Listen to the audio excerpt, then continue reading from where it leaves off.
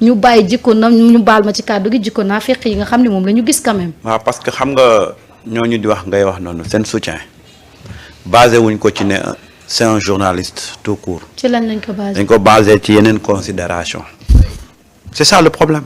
man quand je dois défendre la personne moi je défends en tant que journaliste. Après on peut revenir nag sur ses positions sur ligne bi mu adopté. Mais de défendre le journaliste mais malheureusement fii défendre une corporation. déedéet nit ki la ñuy défendre ak connexion yi mu am loolu la ñuy défendre tey Alioune Tine du suma Alioune Top du suma xarit donc lu ko munte arrivé c'est pas mon problème. tey Rawaan def na lu gën a graaw que Alioune Top. mais comme suma xarit la xaar ma ñëw jàppale ko. et c'est ça qui n'est pas bien. On défend le journaliste ou on le défend pas. Mais on ne doit pas défendre le journaliste selon la tête du client. Parce que ce qu'on a remarqué et je le dis je le répète. Macky Sall dafa ñëw diviser la presse. ñu ne ñi nga xam ne ñoo ànd ak Macky Sall ñooñu les professionnels. ñi àndut ak Macky Sall doon opposé wu. ñu ne duñ ay journalistes. bañ na ko ba sax am na ci ñoo xam ne dañu tuddee ay activistes. ay activistes. Pape Alé dem nañ ba tuddee ko fi activiste. tey Pape Alé dirige. la RTS. la crème des crèmes. ndax tey képp kuy journaliste yaa ngi ñaan yàlla. dugg RTS. te boo duggee RTS it boo fay wër journaliste de qualité di nga ko fa fekk. mais dañoo dem ba ne Pape Alé. activiste la du journaliste. Walfadjri dem nañ ba ne Walfadjri du média. du média bu professionnel. parce que tout simplement. ba teg ko liñ ko teg lépp. voilà gisul woon bokkul woon ak gis-gis ak ni Macky Sall doon doxalee réew mi. tey quand tu es un journaliste qui tire sur le régime tu es le journaliste professionnel. quand tu défends wala quand tu parles des bonnes réalisations de ce régime-là. tu es pro. On te dit que tu n'es pas un journaliste professionnel, tu es patriote. Ouais. C'est ça le problème. C'est ça. Alors que, écoute, une ligne éditoriale. Bien sûr. Mais tu peux même avoir une ligne éditoriale pro-gouvernementale. Bien sûr. Mais là, ça existe partout. Ça existe partout. Ça n'enlève en rien que ses qualités journalistes. Parce qu'un journaliste, tu t'appuies sur des faits pour faire des commentaires. Mais tu peux choisir, c'est mon média. Moi, je suis pour les réalisations du gouvernement. Dans les top, le plus def, c'est dans l'intérêt du Sénégal. Mais Donald Trump, il faut un média. Mais Trump, récemment, il y a un journaliste qui me fait rembarrer. Donc, je pense que Fox News. Non, Fox, qu'est-ce qu'ils font pour dire le bail? Parce que la dame, elle est contre Donald Trump, mais le média en tant que tel, c'est pro Donald Trump. Tout à fait. Mais donc interpellé carrément en conférence de presse. Je ne sais pas qu'est-ce que le journal dit de la baille. Absolument. Donc là, ça existe depuis toujours. En plus, c'est que en fait, les gars ils défendent même pas Simon. Dañoo bëgg gis ni man maay doon taxaw à tes côtés. C'est tout, parce que sinon su fekkoon c'est Simon qui les intéresse, il aurait fait effectivement bi ñeneen journaliste nekkee dans la position de Simon, ils l'ont pas fait. Doyen Alioune nag man dama jàpp ne dafa war a gën a ànd ak dal. Surtout par rapport ak régime barki dem ba Ndiaye génn na fi def benn tweet attaquer effectivement le ministre de l'Intérieur sur le licenciement de policiers etc. yu demee noonu xëy suba defaat benn retweet waat autre chose waaw loolu la quoi, c'est-à-dire ni da ngay dal da ngay vérifier nga ànd ak un peu xam nga am na erreur yoo xamante ne warul dal doyen Alioune Tine parce que juddul démb quand même xam nga fekke na fi lu bari mais est-ce que tam nit ñi ñu ngi koy bàyyee te xel Rawaan parce que non bon dès l'instant qu'on en parle comme ça veut dire que au moins exactement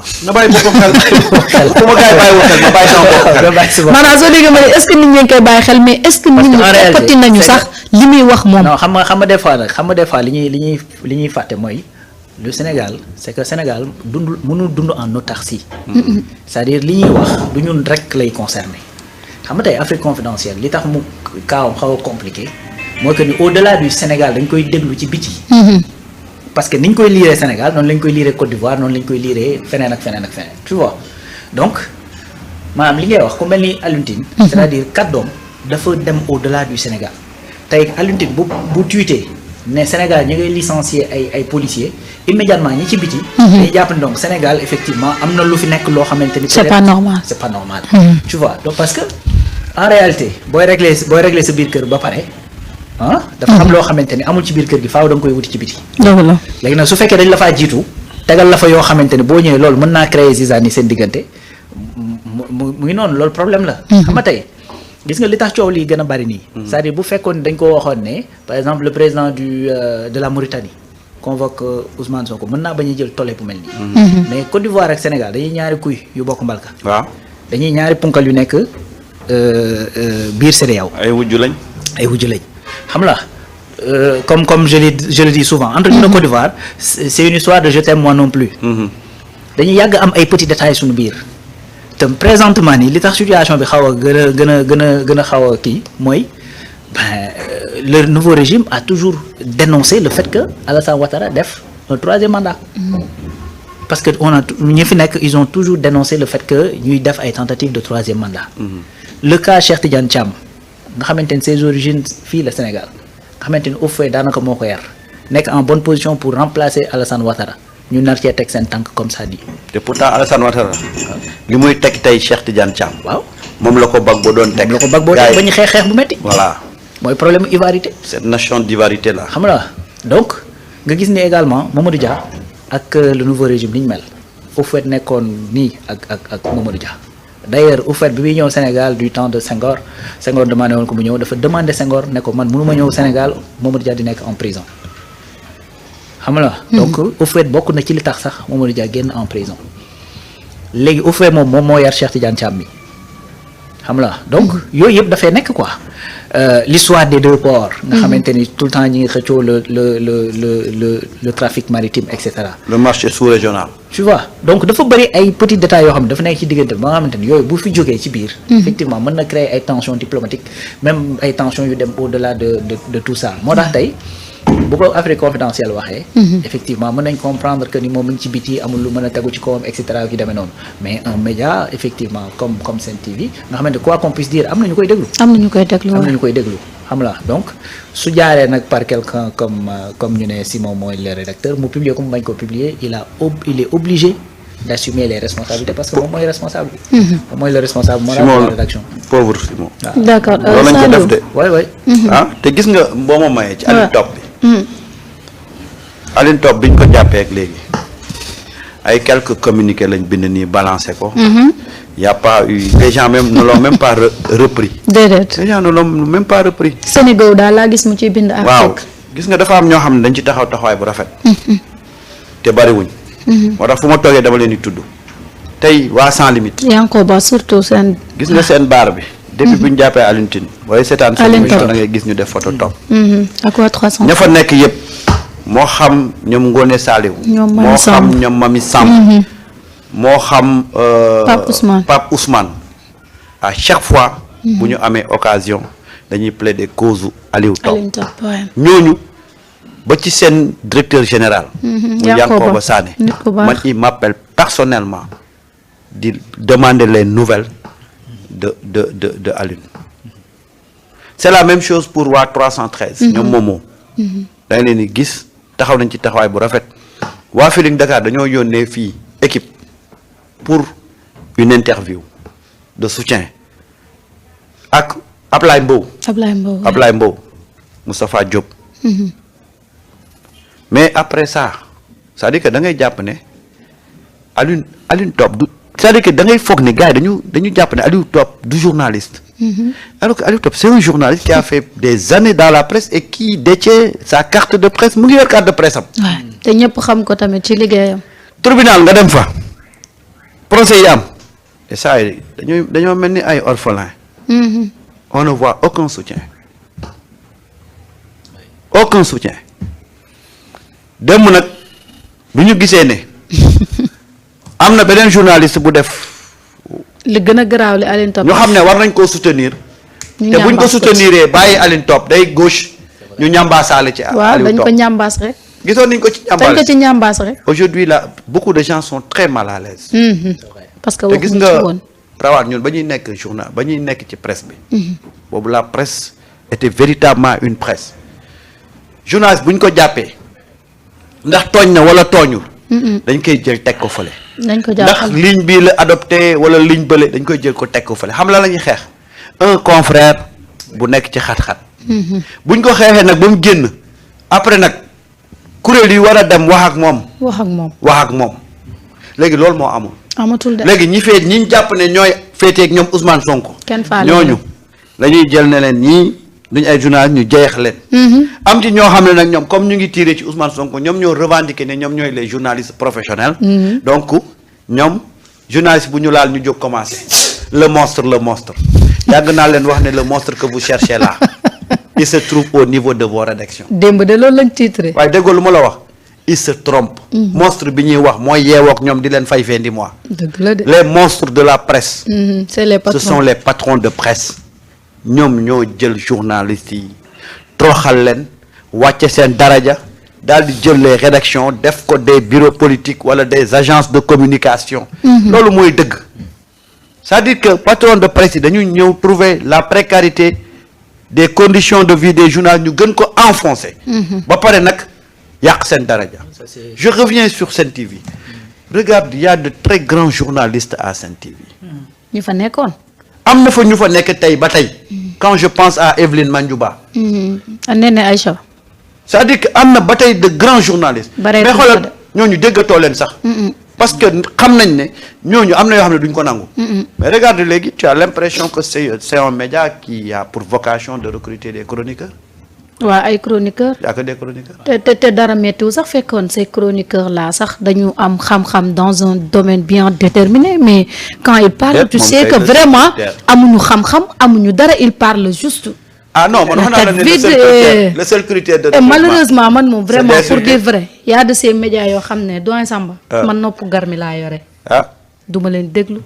nit ku baax da ngay dem fu waaye parce que aussi nit ki tamit booy déglu da ngay déglu ku lay yokk xam-xam koo xamante ni boo ko dégloo di nga xam ni kat kii li muy wax xam-xam la même su la neexee tir sur le régime grawul mais nan doon xam-xam nga basé ko ci xam-xam ak yaru mais quand yow amoo xam-xam tête vide ba pare tu es indiscipliné là ça devient compliqué et c'est ce qu'on voit maintenant foofu noonu quand même y a des choses yoo xam ne il faudra ñu defaraat ko tamit ci média bi mais loo gis rek baax na ci Saliou parce que fi mu nekk nii avec le temps on saura qui fait quoi qui est qui et qui est derrière qui parce que en réalité c'est ça xam nga dans un pays tout le monde ne peut pas être avec le gouvernement déedéet ku mu neex nga jël adopter ligne éditoriale mais tout en respectant les règles professionnelles vraiment sur le cas Alioune Tine nee na moom nañ bàyyi Simon Faye copain Samba xaw ma sa copain moom de gars moom daal képp ku man je me demande est-ce que Alioune Simon Faye et beaucoup moom moo gën a nekk journaliste quand même que Seydina Alioune alors que ñaar yi buñ ko boolee di wax rek ban moo ci gën a graaw tension politique Sénégal moo gën a graaw ki nga xam ne communauté la tooñ et am na grandeur toog fi mu toogoon baalu d'autant plus que loolu def na ko yaakaar naa ni tamit bu ñuy xeex comme ni ko Samba waxee dañu war a xeex en tant que ñun journaliste bi ñu doon mais ku ci nekk sa ligne éditoriale loolu ça n'engage que toi. waaw Mariétou xam nga Alioune Tine waxoon naa ne fii dafa war a dem retraite. est-ce que dina nangu. il doit prendre ça. daa bañ a dem. parce que man je pense qu'il est. daa bañ a dem. waaye li je pense que li muy def nii. Ahmed Ndiaye daa bañ a dem. justification bi rafet bi. mooy il est devenu sénile. oui waaw dafa commencé am mag la léegi bopp bi et tout ça dafay fàtte. comme ça mu fàtte woon le cadre top. non léegi dañ ko mën a expliquer ba mu rafet.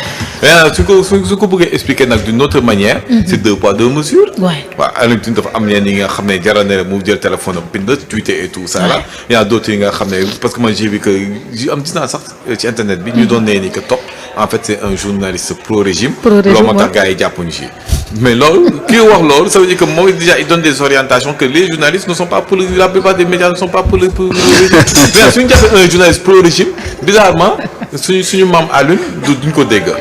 te moom sax en tant que Alioune jàpp na Alioune moo ci kaso bi Alioune dafa ko waroon jàppale waaw mais rien donc suñu maam Alioune duñ ko dégg mais suñu maam Alioune su amee quelque un régime bi nga xam ne un journaliste qui est contre le régime automatiquement il tweet Moi, je pense que lorsque tu gères son société civile, son organisme ou son truc là, Africa, nous dit ça encore. De société civile l'année. Africa Job Center, mais l'égalité. À la part, il faut être impartial. Ouais, bien sûr.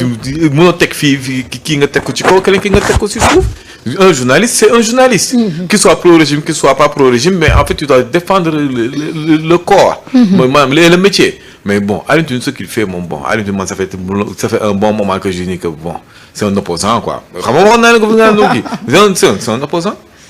Lui, si on peut analyser de manière forte, en fait, il défend les opposants. Voilà. Un deux Mougene tweet, oui, l'État, il prend même pas la peine, il prend même pas la peine de regarder la montre réellement. Regarde le cas des policiers, de vous tweeter contre tweeter. Voilà. Donc si vous dites que moi, instant béni, il y a comme un gars qui a fait le téléphone, moi non, c'est pas normal, la liberté, patati, patata. Voilà. Alors qu'il ne prend même pas la peine de regarder ce qui se passe. D'un autre côté, on peut dire qu'il défend son budget. S'il a des financements internationaux venant des organismes internationaux, il faut qu'il justifie l'argent. Donc, pour que vous justifier, il faut qu'il fasse des actions.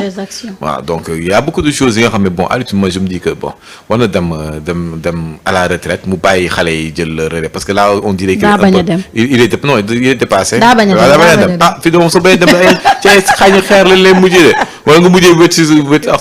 Maintenant, les journalistes, bon, ils ne sont pas solidaires. Non, ils sont pas sérieux. Ouais, ils sont pas sérieux. Ils sont pas sérieux. Quand il s'agit de nous, tu regardes, en fait, le problème des journalistes. D'ailleurs, certains journalistes. Certains quand même. Tu regardes le problème des journalistes. C'est qu'il y a une meute. Elle est là, c'est un groupuscule d'individus, ils se cachent même pas, ils sont contre le gouvernement et tout ça. Nous avons en fait le pouvoir chez les journalistes. Nous sommes à la tête de ce qui est en fait aux journalistes, nous sommes encore. Quand et tout ça, c'est un opposant. Voilà. Il ne fait que tirer. Donc ce sont ces gens-là qui sont à la tête et qui dirigent. Et il y en a, puisque c'est eux qui dirigent et qui ont les orientations et tout ça, mais si nous croyons qui est un pro-régime là, d'une ko faale. Moom dafa nii la def top moom xam naa ni moo tax du ci